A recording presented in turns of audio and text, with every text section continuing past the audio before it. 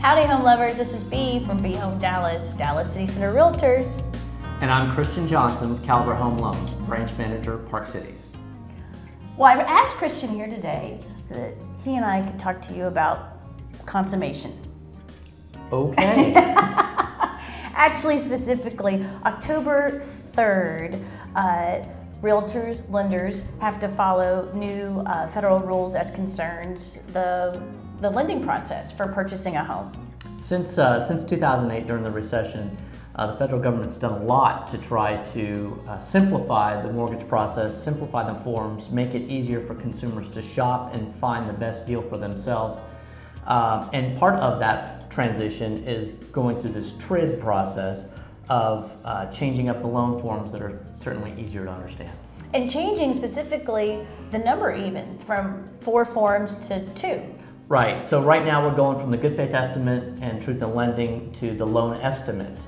And the loan estimate has a lot more information on it. It's certainly a lot clearer to understand, and it sets the expectations of the homeowner, the future homeowner, a lot clearer than prior forms. And is the idea behind the LE, the loan estimate, to help to enable buyers or borrowers to better compare apples to apples, lenders to lenders? Absolutely. So when they're talking from lender A to lender B, the spirit of the documents are for them to be able to review these and quickly find the best deal for themselves in comparison to other lenders. Because it can be overwhelming sometimes. Absolutely. And let's talk about the second form, the closing disclosure. The closing disclosure is a mirror of the loan estimate. I mean, they look almost exactly the same. Okay. The closing disclosure, again, is super easy to understand.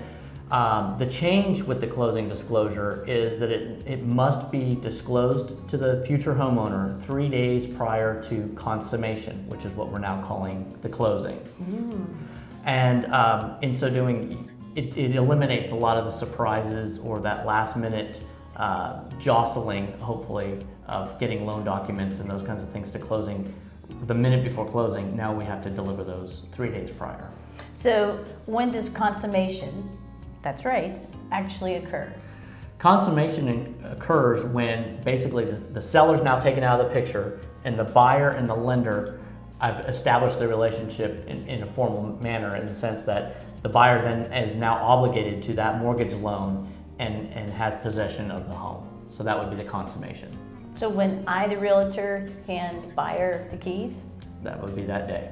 Very nice. So speaking of a consummation and talking about the different changes in the timeline, the 3 business days that you now have to have versus now, sometimes I've had clients get a HUD an hour before they close. Right. Is it still possible to have a quick close or a quickie? It's absolutely still possible to have a quickie. I know it seems a little overwhelming, and it seems like there's a radical change in all the documents that we have to prepare and adding these 3 days. But really, you can still pull this transaction off within 11 days. In Dallas, the average turn time is about 24 days. Sweet. And so you certainly can still meet those guidelines. So I think any of the fear-mongering that says anything different would not be applicable. I still think 11 days is still quite doable. Very nice. So in Texas, we can still have an 11-day quickie. Absolutely. You can continue to have your quickies. Well, thanks for joining us today. Remember, October 3rd is when these changes go into place. Talk to your lenders and find a good realtor, and they can walk you through it. Thank you very much.